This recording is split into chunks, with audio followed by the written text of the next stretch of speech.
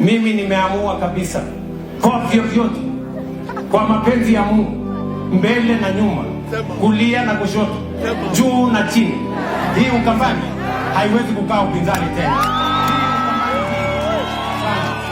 Nimekataa.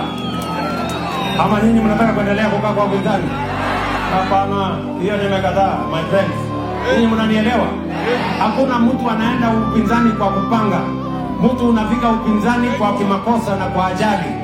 Sasa mimi nimewakujia, mimi nataka niseme Ukambani mumekaa upinzani miaka mingi, imetosha.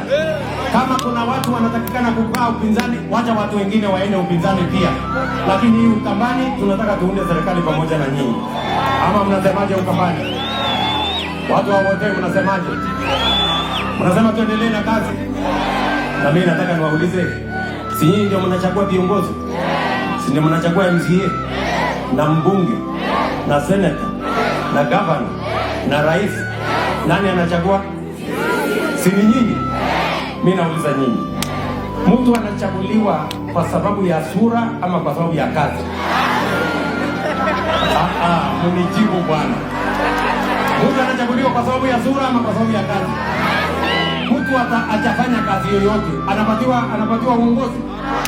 Mtu hana mpango, hana sera, hana agenda, hana idea, hana chochote, hata unapatia mtu aongozi, si Kenya itakwama? Mimi